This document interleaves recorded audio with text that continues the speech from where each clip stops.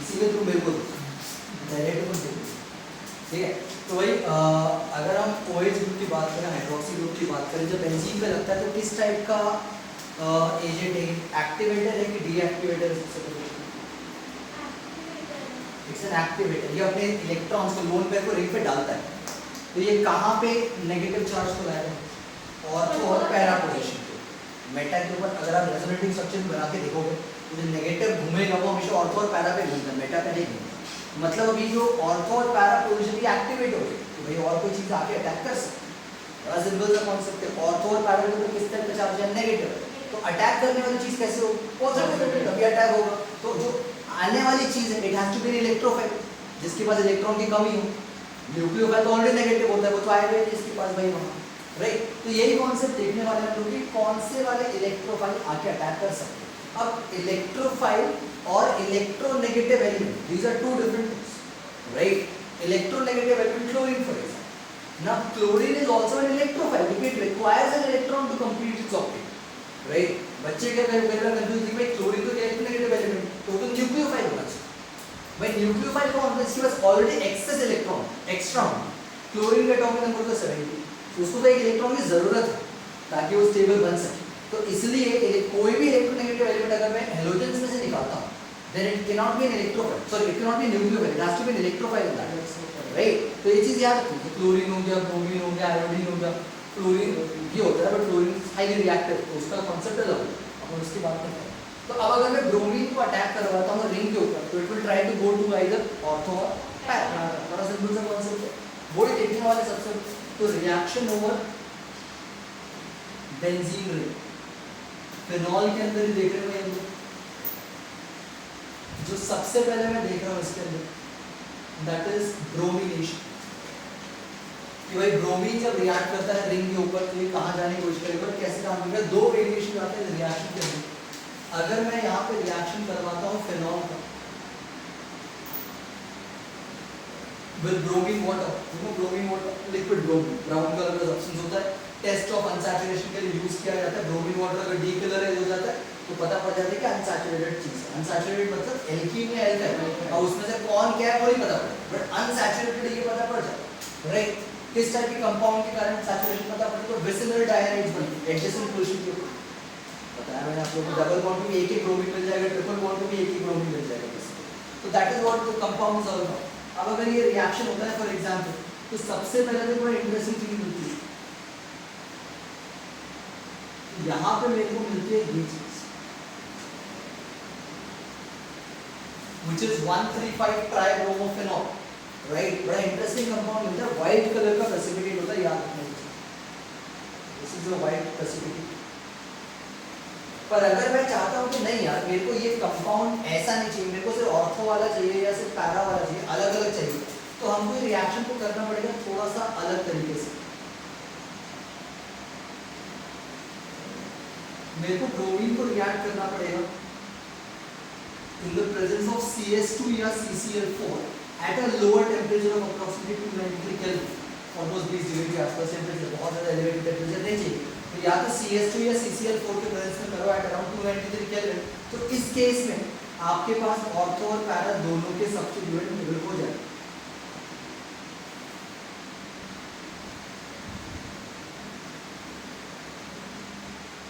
तो ये बन जाएगा ऑर्थोब्रोमोफेनॉल और वो बन जाएगा पैराब्रोमोफेनॉल इन दैट पर्टिकुलर केस। तो अगर आपसे कोई बोला अलग अलग चाहिए तो भाई रिएक्शन कंडीशन चेंज करना, जनरल चाहिए तो आप डायरेक्टली ये भी कर सकते हो, ब्रोमिनेशन इससे भी हो जाए। आया समझ? सिंपल सा रिएक्शन। इसके अलावा जो सेकंड में करो एक साथ करो दो, उसका टेंशन नहीं लेना। The next that we do is nitration. अब नाइट्रेशन का इज इंपॉर्टेंट है, कॉन्सेप्चुअल एक इंटरेस्टिंग क्वेश्चन बनेगा, समझाऊंगा क्वेश्चन क्या बनेगा। नाइट्रेशन मतलब है नाइट्रो ग्रुप पर NO2 चाहिए और NO2 का सबसे बेस्ट सोर्स होता है नाइट्रिक एसिड, क्योंकि भाई नाइट्रिक एसिड में HNO3 होता है। HNO3 में देखो लॉजिक लगाओ, यहाँ पे अगर आप ब्रोमीन लगा रहे हो तो यहाँ से हाइड्रोजन को निकलना भी जरूरी है, सब्स्टिट्यूशन एक तरीके से। तो एक हाइड्रोजन बाहर निकलता है, एक हाइड्रोजन वो Br के साथ किस फॉर्म में बाहर आएगा, HBr के फॉर्म में बाहर आएगा इन दोनों केसेस में। नाइट्रेशन में क्या होगा, नाइट्रेशन में HNO3 में से NO2 यहाँ है, तो HNO3 में से क्या बच गया, OH बच गया, एक ऑक्सीजन और एक हाइड्रोजन, और एक हाइड्रोजन यहाँ से आए तो बाहर क्या निकले, वाटर बाहर निकले। तो ऐसे बना सकते हो बाय प्रोडक्ट में। तो मेरे को क्या क्या चाहिए मेरे को यहाँ पे फिनॉल चाहिए सबसे पहले। इसको मैं याद कर रहा हूँ डाइल्यूट नाइट्रिक एसिड के साथ, और वापस कैसे डायरेक्ट है, ऑर्थो पैरा डायरेक्ट है, ऑर्थो और पैरा पे जाने वाले हैं।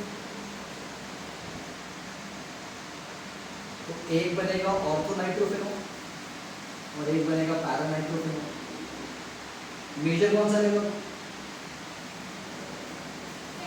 पैरा रहेगा हमेशा सबसे ज्यादा, जितना दूर रहेगा उतना बेटर है, रिएक्टिव सॉरी रिपल्शन कम हो जाता है, राइट। जितना ज्यादा पास में रहेंगे उतना लड़ झगड़ेंगे, रिएक्टिविटी कम हो जाती है, स्टेबिलिटी कम हो जाती है।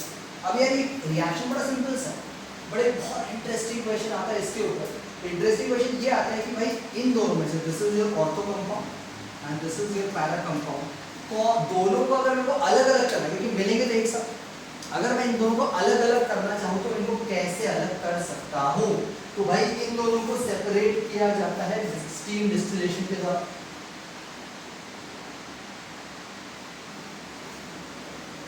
डिस्टिलेशन का लॉजिक क्या होता है कि भाई अलग अलग लेवल पे अलग अलग प्रोडक्ट्स मिल जाते हैं आपको। फ्रैक्शनल डिस्टिलेशन वगैरह सुना होगा आपको, क्रूड ऑयल का होता है, आपको डीजल अलग लेवल पे मिलेगा, पेट्रोल अलग लेवल पे मिलेगा। उसमें भी कॉन्सेप्ट है यहाँ पे स्टीम डिस्टिलेशन।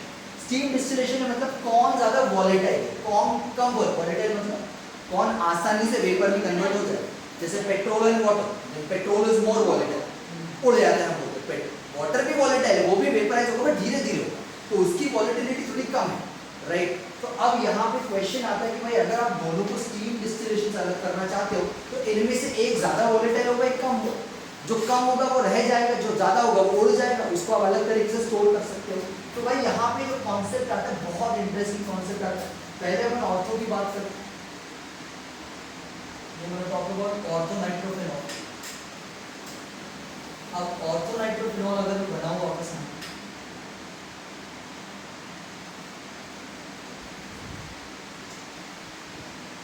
इस टाइप से बनता है बेटा, इस टाइप से बनता है ऑर्थो नाइट्रोफेनॉल। अगर मैं एक्सपैंड करूं इसको, अब यहाँ पे बड़ा इंटरेस्टिंग चीज है, यहाँ पे हो सकती है इंट्रामोलिक्यूलर हाइड्रोजन बॉन्डिंग। इंट्रा मतलब से, इंटर मतलब अलग, इंटर हाउस मतलब अलग अलग हाउसेस के बीच, इंट्रा हाउस मतलब सेम हाउस के बीच। तो यहाँ पे उसी मॉलिक्यूल के बीच में हाइड्रोजन बॉन्डिंग हुई, ऑक्सीजन और हाइड्रोजन बॉन्डिंग का पड़ा हो। हाइड्रोजन बॉन्डिंग कहाँ का किसी से बीच में? हाइड्रोजन के किसके साथ होती है? Non, right. नॉन बोलो, फोन बोलो, मैं फोन से याद रखता हूँ, राइट। क्लोरीन ऑक्सीजन नाइट्रोजन, इसके अलावा हाइड्रोजन बॉन्डिंग होगी नहीं कभी किसी के साथ, राइट। तो यहाँ पे क्या हो रही है? हाइड्रोजन बॉन्डिंग हो रही है अपनी यहाँ पे। हाइड्रोजन बॉन्डिंग के कारण इसकी प्रॉपर्टी चेंज हो जाएगी, थोड़ा बहुत चेंज हो। चलो क्या होगी देखते हैं, पैरा पे एक बार फोकस कर लो, उसके बाद समझ।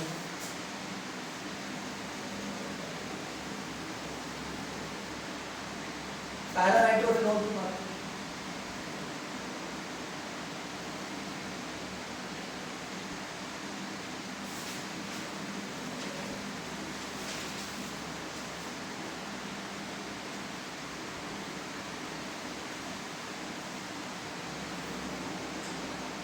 और यहाँ पे क्या होता है? यहाँ पे भी हाइड्रोजन बॉन्डिंग हो सकती है। Para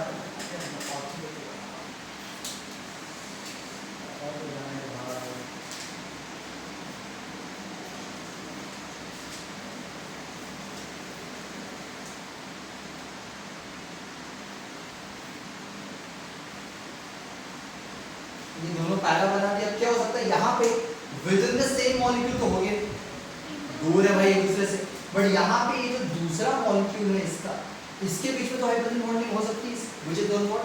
intermolecular. तो यहाँ पे हो रही है हमारे पास इंटरमॉलिक्यूलर हाइड्रोजन बॉन्डिंग।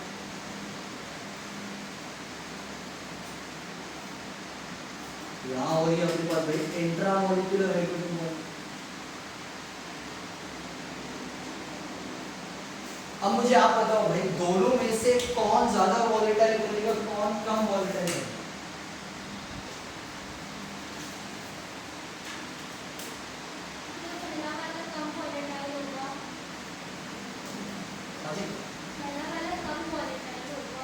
मतलब ये ज्यादा आसानी से वेपर फॉर्म में जाएगा, ये वाला ज्यादा भाई। ऑब्वियसली यहाँ पे क्या है, दो अलग अलग मॉलिक्यूल आके अटैच हो गए, जिसकी वजह से वो बोलेंगे तब वो जाने देंगे भाई, और जाने नहीं देंगे तो वेपर नहीं बनेगा वहां पे उसका। बट यहाँ पे कैसे एक ही मॉलिक्यूल, तो यहाँ पे this thing is more volatile,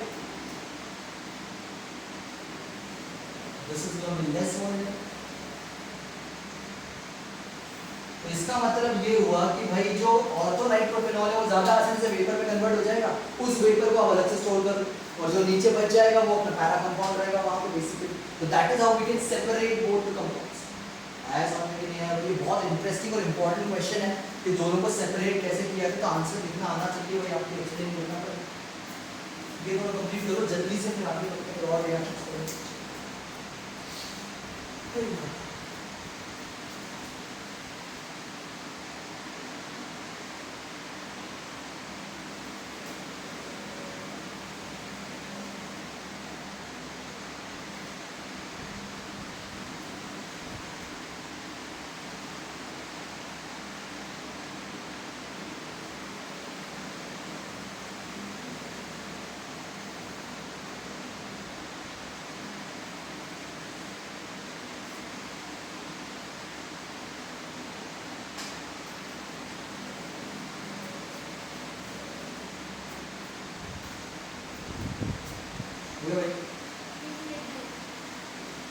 इसके ऊपर एक और बन जाता है वैसे नाइट्रेशन के ऊपर कि भाई यहाँ पे मैंने डाइल्यूट HNO3 यूज किया, व्हाट इफ अगर मैं कॉन्सेंट्रेटेड नाइट्रिक एसिड यूज करूँ तो क्या होगा?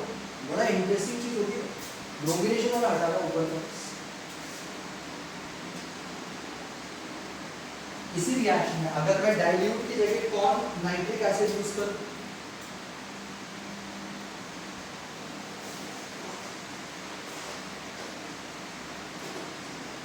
in the presence of कौन सल्फ्यूरिक एसिड, तो यहाँ पे कंप्लीट सब्स्टिट्यूशन हो जाएगा नहीं?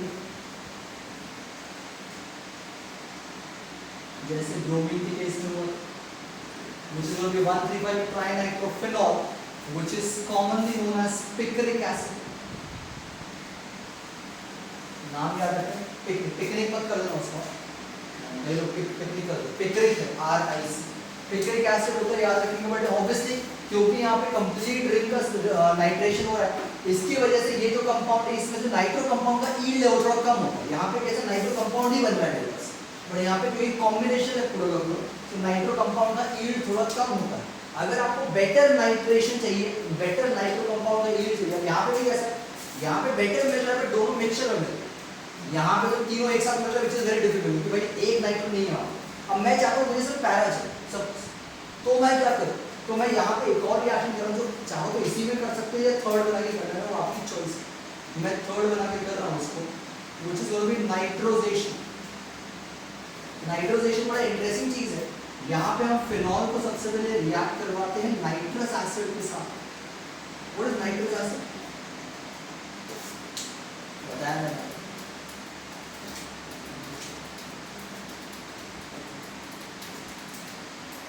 Nitrous acid is HNO2, NaNO2 plus HCl करके बनाते हैं हम इसको, सैंडवेयर में भी यूज किया था हम लोग।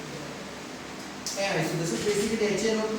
चाहो तो HNO2 से याद होगा, कई बार HONO ऐसे भी बोला जाता है। बनता कैसे है भाई? तो ये बनता है NaNO2 प्लस HCl के साथ, यहाँ से रिएक्शन होता है, ये चीज बनती है बेसिकली। अब यहाँ पे ये क्या करेगा, ये नाइट्रोसो कंपाउंड बनाता है। नाइट्रोसो ग्रुप कौन सा होता है? सिर्फ NO ग्रुप, N ये लिखा है, टेबल बनवाया था मैंने आपको ऊपर, इसमें बताया होगा। तो दिस इज नाइट्रोसो, ठीक है। तो नाइट्रोसो से लगता है बेसिकली, तो यहाँ पे बनता है पैरा नाइट्रोसोफिनॉल, ये बनता है। इसको अगर हम फर्दर रिएक्ट करेंगे with dilute nitric acid, then actually converts this, oxidize कर देता है इसको to para-nitrophenol, which is a very high yield of a nitro compound as compared to this appliance। तो यहाँ पे नाइट्रेशन कंप्लीट होता है बेसिकली, वहाँ से नाइट्रोजेशन से भी कर सकती है।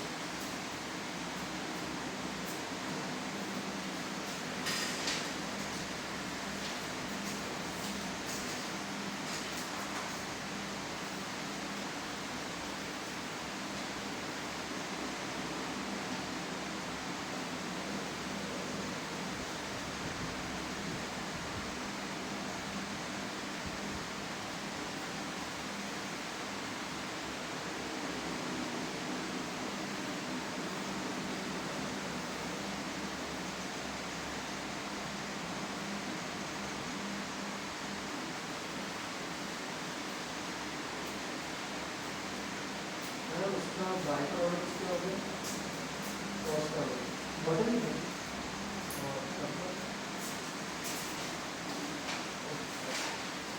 और बटन भाई NO2 लग रहा है तो HNO3 में से तो आ रहा है बैलेंस करेगा तो ऑब्वियसली हाइड्रोजन एटम निकलेंगे वहां से एक तो नहीं होता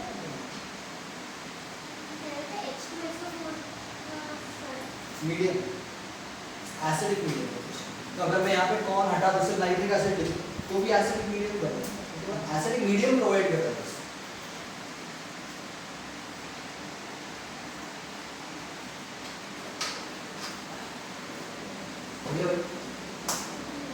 दो और रिएक्शंस हैं इसके अंदर उसके बाद फिर स्पेशल नेम रिएक्शंस आएंगे हमारे पास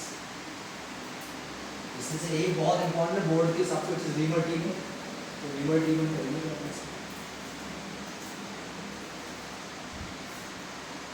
भाई बोर्ड्स के हिसाब से जो नेम रिएक्शंस आते हैं ना उसमें से एक कॉफमैन ब्रोमोमाइड हो गया ये बहुत कॉमन रिएक्शन है एक हेलवोलार्ड जेलेंसी राइट नाम बड़ा बहुत इंटरेस्टिंग होता है HBC बोलते हैं उसको हेलवोलार्ड जेलेंसी तो वो एक इंटरेस्टिंग है रीमर टीम यूजुअली पूछ लेते हैं कई लोग सैंडमेयर पूछ लेते हैं ये कुछ नेम रिएक्शन जो यूजुअली बोर्ड के हिसाब से याद रखना रहता है मैंने हटा तो इस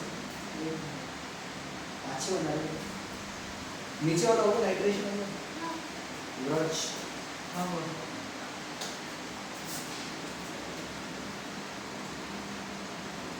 इसमें नाम मिटा दीजिए पैरा नाइट्रोसो है नाइट्रो मत कर देना कभी इसमें नाइट्रोसो ये नाइट्रो ये पैरा नाइट्रोसो मेरे भाई काफी टाइम से टेस्ट वेस्ट नहीं हुआ है थोड़ा टेस्ट खेलेंगे ऑनलाइन नहीं रहेगा मेरे सामने रहेगा तो थोड़ी मुश्किल आज पैदा हो सकती है तेरा तो पहले ही टेस्ट ऑनलाइन ऑनलाइन है ऑनलाइन तो तेरा ही टेस्ट हो गया मेरा टेस्ट थोड़ी हुआ तो तेरा ही टेस्ट हो गया मेरा टेस्ट लेंगे अपन कब लेंगे सैटरडे इसका दोनों सब्जेक्ट फिजिक्स मैथ्स दोनों क्लास में एक टेस्ट क्या तो थोड़ी होगी ये सैटरडे को बाहर है बिल्कुल जाना तो कहाँ जाना अरे मैं नहीं आऊँगा भाई साथ में मत टेंशन मैं नहीं आऊँगा बैठिए भागते हम सब मेरा मतलब दोस्त के पास जाना था ऊपर जा फिर घूमने बर्थडे घर पे जाना बर्थडे है तो बर्थडे बाद में मना रहे हैं ना भाई उसी 2 घंटे में जाना जरूरी 4 के पहले जा 6 के बाद जा तो जब 2 घंटे क्लास मिस दशहरे की छुट्टी मिलेगी ना मंडे को उसको बोला पोस्ट बना रहे उसका मरण तेरा जन्म तो एक साथ मनाओ तो क्या टेंशन हाँ बेटा क्या बोल रहा है हाँ दशहरे की छुट्टी मेरे को वहाँ पुतला बन के खड़ा होना तो परेशानी है क्यों अरे मेरे लिए तो मुझे भाई सैटरडे को नहीं गया यूजुअली सैनिटाइजेशन होता है सैटरडे या संडे वैसे एक दिन तो उस दिन मैं नहीं करूँगा मैं उस दिन करूँगा दशहरे वाले दिन एक दिन मेरे को सैनिटाइजेशन देना ही पड़ता है क्या करूँ उसके साथ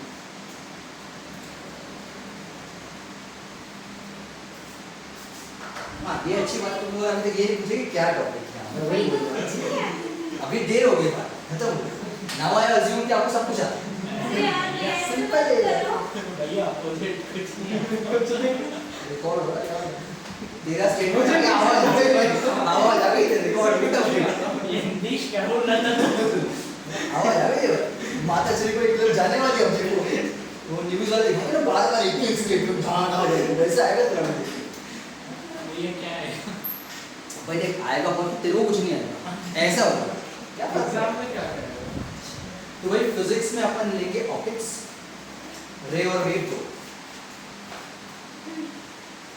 तो आगे दोनों में शाबाश तो ऐसा करते हैं ना फिर अपन वेव लेंगे और फील्ड एंड पोटेंशियल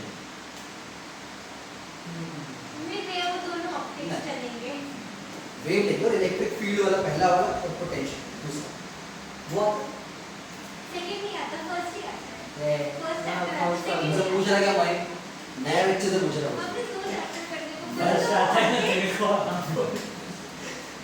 ऐसे नहीं आता इलेक्ट्रिक फील्ड एंड पोटेंशियल वाला पहले तो उधर के और इधर का वेव।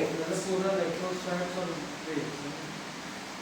वैसे तो बोलना मैं बोलूंगा पूरा तो तुम बोलोगे वो पूरा है, इसलिए मैं 2 चैप्टर बोल रहा हूँ, ऐसा क्या है। चल ये हो गया फिजिक्स। मैथ्स में तुम्हारा फेवरेट वन नहीं क्या? उन लोगों का फेवरेट वन मैट्रिसेस डेटा में एचसीएफ एलसीएम बोल रहे थे तेरे से तो वो भी नहीं होता, तुम लोग की प्रोबेबिलिटी में तो वो भी गलत करते सारे तुम लोग जाके, तुमसे तो वो नहीं होता है यार। मैथ्स में क्या करेंगे, मैथ्स में करेंगे प्रोबेबिलिटी लेटेस्ट, तो वो भी हाँ ना नहीं बोल सकता है ना? नहीं भाई बजाएंगे सबकी बराबर बजाएंगे, ऐसा नहीं। एक प्रोबेबिलिटी लेते हैं और एक लेते हैं डिफरेंशिएशन। एओडी वगैरह कुछ नहीं, सिर्फ डिफरेंशिएशन विद एओडी। तुम्हें सिर्फ डिफरेंशिएशन कुछ बनता नहीं।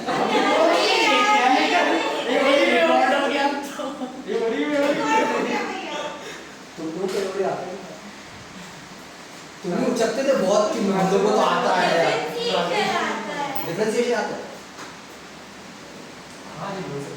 हाँ बोल डिफरेंशिएशन एओडी एंड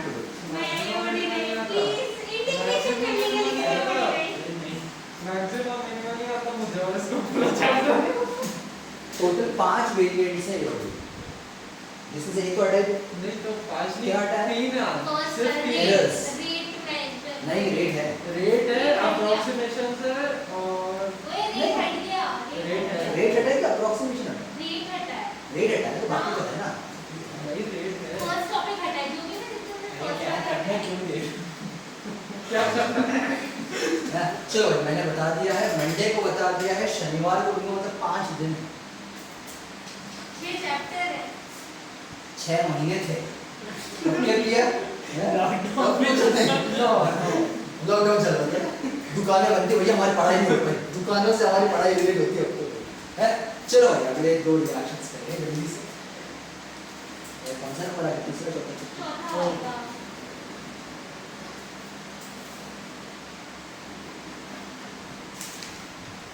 और अगले मंडे को भी केमिस्ट्री करेंगे, मंडे ये 8 दिन केमिस्ट्री में क्या होगा? बता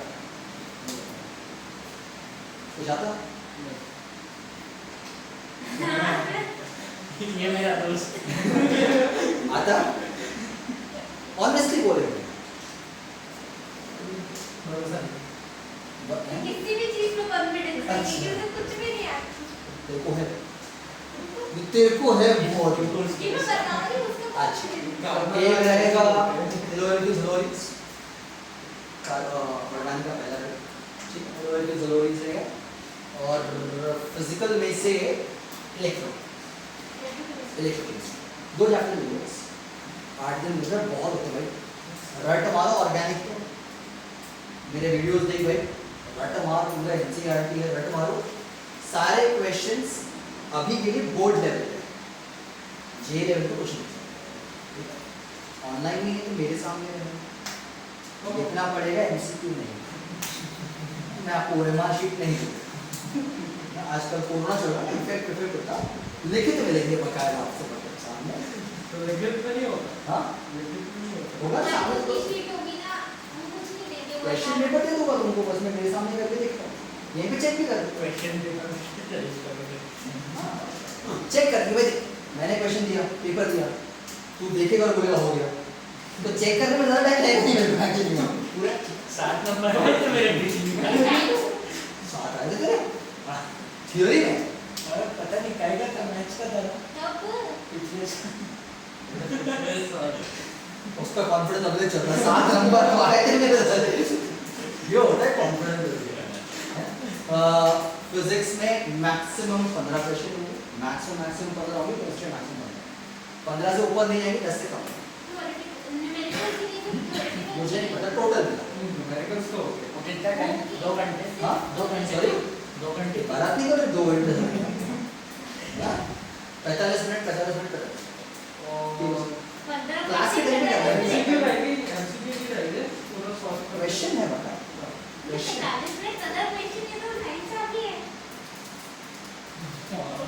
काम करो मैं कुछ नहीं बोल रहा हूँ, 15 15 क्वेश्चन 45 मिनट 3 मिनट मिल रहे हैं एक क्वेश्चन के लिए, और क्या चाहिए तुम्हें? 5 मिनट बोर्ड लेवल पे वो भी जेई तो 2 मिनट होता है। मैं तो दरिया से दिखा के 1 मिनट एक्स्ट्रा दे रहा तुमको यार।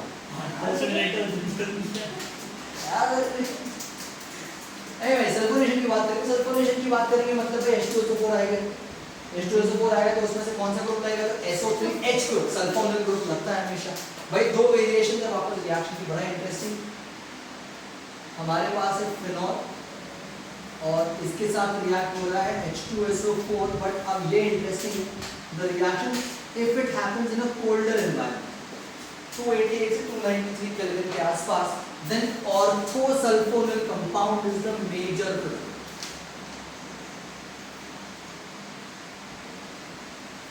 Ortho compound, it is the major product. But अगर यही reaction एक elevated temperature somewhere around 100 degree Celsius,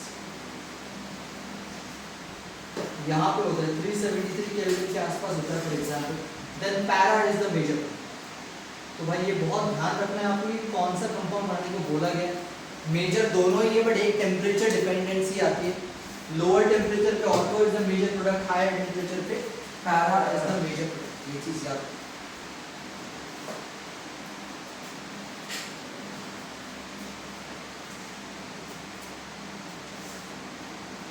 इसके अलावा एक और अच्छा वो कर लीजिए।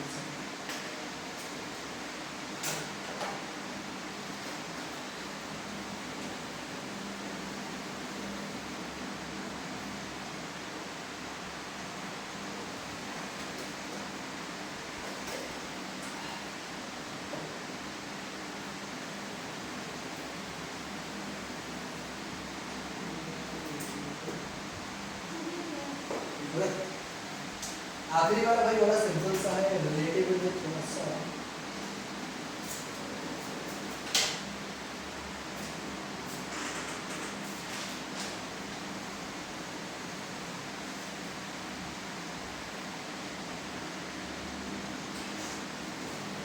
फ्रूडलक्राफ्ट एल्काइलेशन आप लोगों ने पढ़ा होगा पहले से। वाह यार, स्पाइडर ने हवा में लटका दी इसको।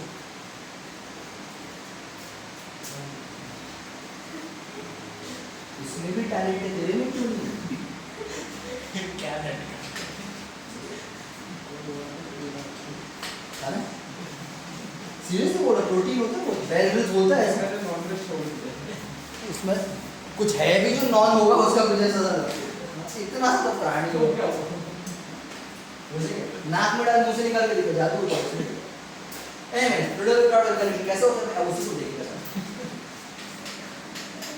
क्या होता है फ्रूडलक्राफ्ट? जल्दी बताओ, नीम रिएक्शन कर रहा हूँ, एल्काइलेशन एसिलेशन दोनों के बिना बनने पड़ेगा। हेलो एल्किन एलोरिया हर टेस्ट में उसका है। देखूंगी भी याद आ जाएगा। अच्छा, बोर्ड वालों को सॉल्यूशन होना बहुत याद आया था मुझे, उनको सब कुछ याद आएगा। अरे बोल, तू तो था अंडे उबाल थे बैठ के, बोल जल्दी जाओ। प्रोटीन का बोल अबे कुछ नहीं आता, कुछ नहीं आता। तो तेरा क्या फर्क पड़ गया? तू घर में बैठा था 6 महीने, ये भी तो पढ़ रहे थे ना मुझसे, इनको घंटा क्या आ रहा? तो ऐसा मत सोच कि मैं लेट आया तो कुछ फर्क पड़ेगा। हम सब एक ही वो 6 वाली बोर्ड पे बैठे हो, कुछ फर्क नहीं पड़ रहा है। डूबना सबको है। ये होता है टैलेंट, बातों में लगा के वो ढूंढने में लगी है हमारी, ये होता है टैलेंट। और फिर भी हमें ना लड़की क्योंकि पता ही नहीं करा कहाँ था। नहीं पता है कब किया है, मिल जाएगा। मिल जाएगा। वैष्णो देवी जा रहे थे तो बस वही सही है। मिल गया। ये देखो, अरे क्या वो अरेंजमेंट करने जा रही है बोर्ड्स के बाद नहीं सेटल होना और तो बन जाएगी। लंगर में खाना वही भक्तों को ऊपर लेके जाएंगे। वो कर सकते तुम लोग पर, वो कर सकते हो। एनीवेज, तो वही फ्रूडलक्राफ्ट एल्काइलेशन, फिनॉल का रिएक्शन हो रहा है CH3Cl के साथ, which is methyl chloride in the presence of anhydrous AlCl3, aluminium chloride and HCl। बड़ा सिंपल सा लॉजिक है भाई, एक हाइड्रोजन निकालो, Cl को बाहर निकालो, CH3 को ऑर्थो पैरा दोनों पे लगा, ऑर्थो पैरा दोनों।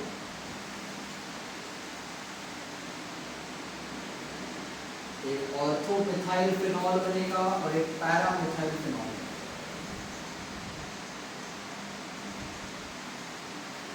बड़ा सिंपल से ये जो HCl है यहाँ पे माइनस कर देना क्योंकि ये हाइड्रोजन और Cl यहाँ से आ रहा है माइनस HCl हो जाता है basically anhydrous AlCl3 is just a carrier आपको मैं बता चुका हूँ हमेशा पहले भाई ये अब यहाँ पे ये जो कंपाउंड बन रहा है इसका कॉमन नेम क्या है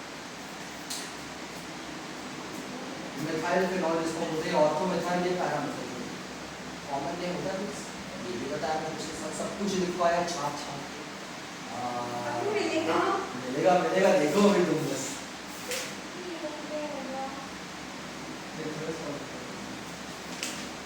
एक ही ऑर्गेनिक उसका पिछले साल इसका ऑर्गेनिक कॉपी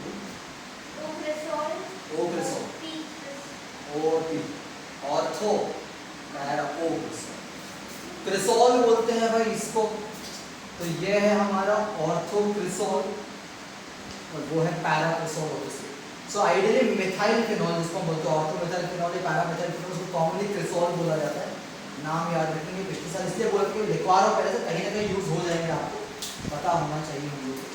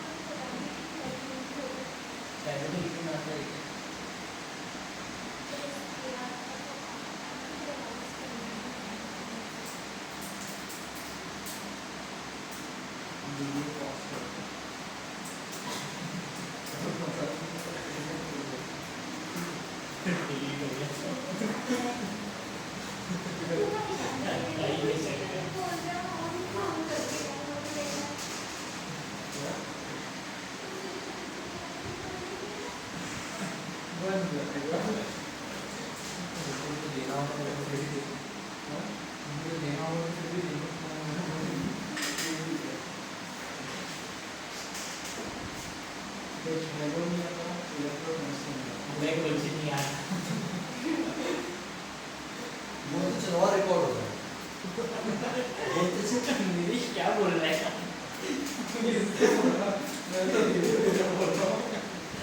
नहीं नीतीश तो बोल रहा हूँ सब कुछ आता है अरे वो बोल बोल ऐसा मुझे सब पढ़ते हुए फुल स्टॉप आ गया हमें क्या बोलना आता है ये बोलेगा ऐसा बोल मतलब एक टेस्ट के लिए घर वालों को तो लड़के ने तो बोला सब कुछ आता है देखो बंदा फेल हो गया तुम्हारा भी यहाँ पे है इसमें तो कुछ नहीं हो रहा चलो भाई अभी कुछ स्पेशल रिएक्शंस करेंगे फिनॉल के ऊपर जो इम्पोर्टेंट रहेंगे हमारे पास और फिनॉल हमारा खत्म हो जाएगा इसमें से जो सबसे इम्पोर्टेंट चीज़ है हमारे पास that is Reimer Tiemann reaction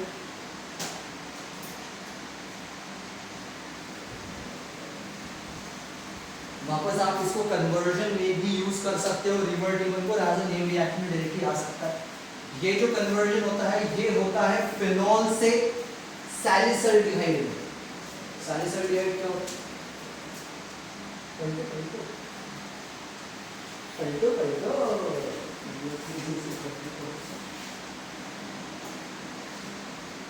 देखो मैं फिनॉल को रेडी लगाया है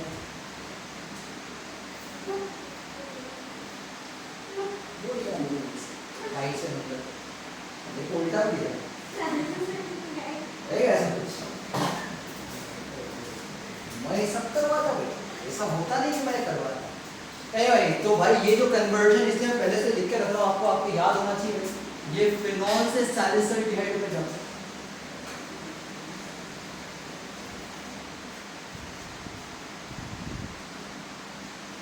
उसका कन्वर्जन जो है वो रीमर टू में ये लॉजिक क्या बोलते तो पहले आपको फिनॉल चाहिए आप इसको रिएक्ट करते हो NaOH के साथ एट अराउंड 340 केल्विन बड़ा इंटरेस्टिंग रिएक्शन होने वाला है इसके साथ आपको इसमें डालना है CHCl जैसे अभी हमने यूज किया बड़ी CHCl3 का क्या ये अब ये तो पता 10वीं की चीज है, क्लोरोफॉर्म होता है। हाँ वो वही निकल रहा था मुंह से।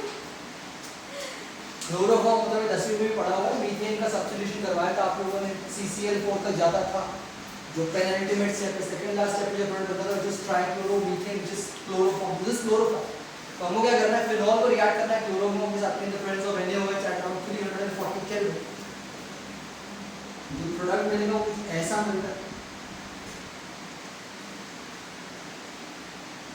ONaCH ऑर्थो पोजीशन के ऊपर बनता है। अब यहाँ पे क्या होगा ना, ये क्योंकि NaOH जो रहता है थोड़ा ज्यादा रहता है, तो ये फर्दर उससे रिएक्ट करता है और ये कुछ ऐसी चीज बना देते जो काफी अनस्टेबल होती है। कैसे करना है, ये Cl2 2 है यहाँ पे, तो ये OH लगा दो उसके साथ, CH और OH होल्डर्स, तो Cl2 2 तो OH 2 आ गया वहाँ पे। ये लॉजिक काफी अनस्टेबल चीज है, it's a highly unstable compound, ये चीज याद रखना।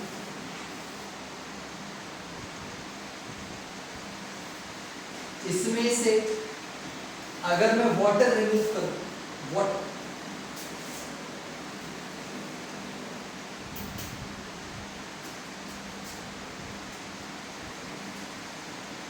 तो अब यहाँ पे देखो H2O बाहर आएगा, तो we are only left with this CH, तो Aldehyde ग्रुप तो आ गया मेरे पास, और इसको मैं रिएक्ट करूंगा HCl के साथ में, ताकि आपका जो Na है वो Cl के साथ बाहर आ जाए और H उसकी जगह पे आके फिनॉल वापस ओरिजिनली मेंटेन रहना चाहिए मेरे पास। तो ये आ गया OH और यहाँ पे आ जाएगा आपका CHO which is salicylic।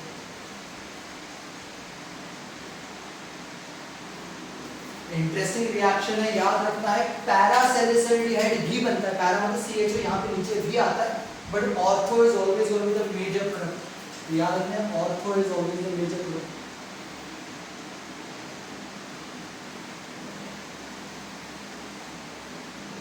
तो इंटरेस्टिंग कन्वर्जन, बट याद रखेंगे रिमर डीमर नेम रिएक्शन।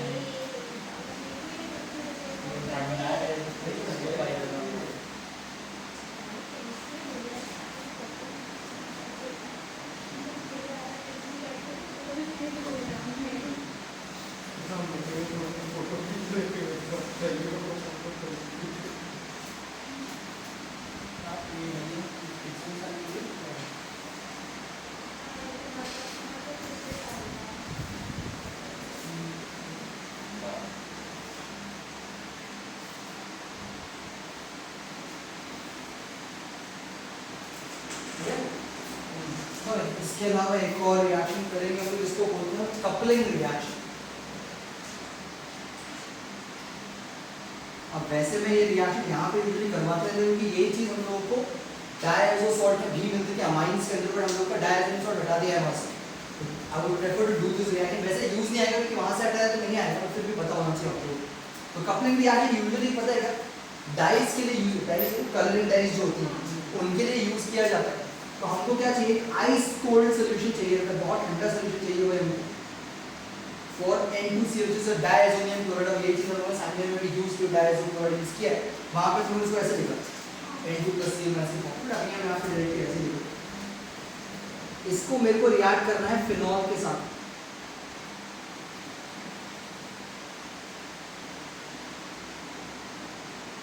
ये है फिनॉल, यहाँ से मेरे को क्या करना है, मेरे को सिर्फ ये HCl बाहर निकालना है। Reaction takes place in an alkaline medium, basic medium में होगा। यहाँ से HCl बाहर निकाल तो क्या होगा, ये जो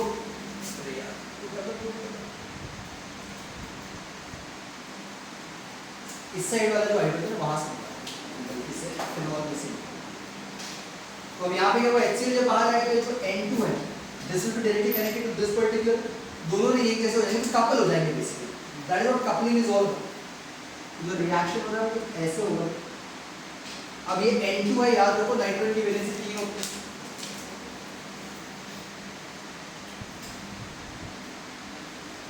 तो इस नाइट्रोजन की भी 3 हो गई, इस नाइट्रोजन की भी 3 हो गई यहाँ से, and obviously we have so this compound। इसको कहा जाता है पैरा हाइड्रोक्सी एजोबेंजीन। ये जो डाई है ये एजो डाई कहलाता है, एजो फैमिली होती है बेसिकली, जब N2 की फैमिली अटैच होती है एजो फैमिली कहलाती है। ये ऑरेंज कलर की डाई होती है, ये याद रखना, ये वाला compound this is a orange dye, बाकी तो याद नहीं होगी, एक कलर की भी याद रखना, ऑरेंज डाई तो HCl बाहर आ जाएगा।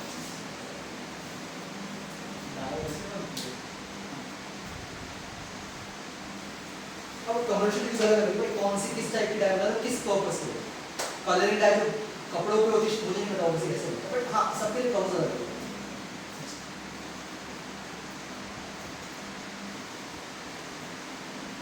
इसका आपने देखा होगा डाई का भी कलर फेड हो जाता है ओवर द टाइम, कुछ ना ऑर्गेनिक कंपाउंड सनलाइट के प्रेजेंस में आएगा, कुछ रिएक्शन होगा फेड हो जाता है बेसिकली, बस डिपेंड करता है।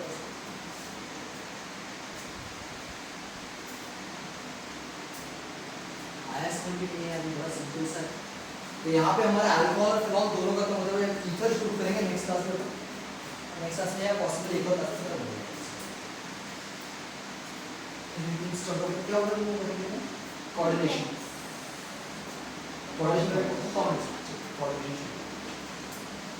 नेक्स्ट वीक से शुरू कर लेंगे कोऑर्डिनेशन, तो फिर इस मंथ में वो भी कंप्लीट हो जाएगा। तो इसमें ऑर्गेनिक दोनों बचेंगे, फिर आप लोग का एंड में सॉलिड स्टेट भी बताना है मेरे को।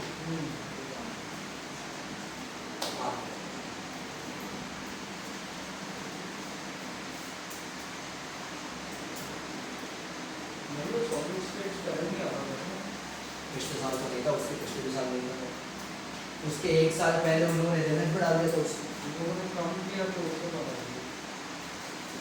लॉजिक समझ नहीं आता उसका क्या है। हमारी नाम में बोली थी शायद से 20% और पोस्टपोन और 30 to 40 डेज पोस्टपोन हो गया था शायद। पोस्टपोनमेंट का तो मैं समझ रहा हूँ, कोर्स तो कम नहीं हुआ उससे, कोर्स कम नहीं हुआ, वो कोई सीबीएसई ऑफिशियल ने टाइम्स ऑफ इंडिया का से इंटरव्यू किया, तो बोलने को तो ये भी बोल सकता है कि मैं बोल रही हूँ, उसके बोलने में थोड़ी चल रही दुनिया में। हाँ पोस्टपोनमेंट आई कैन अंडरस्टैंड, हाँ क्योंकि सैंपल पेपर आ गया तो पोस्ट कैसे करें, एक बार मैंने डिले जरूर होती है, तो अप्रैल में शुरू हो जाएंगे, मार्च में इतने अगर तुम उसको एज एन एडवांटेज लोगे तो बेटर कि टाइम मिल रहा है। अब तुम बोलोगे अरे एक महीना और मिल गया बर्बाद करने के लिए, तो फिर तो दुनिया पहले भी चल रही थी बाद में भी चलेगी भाई।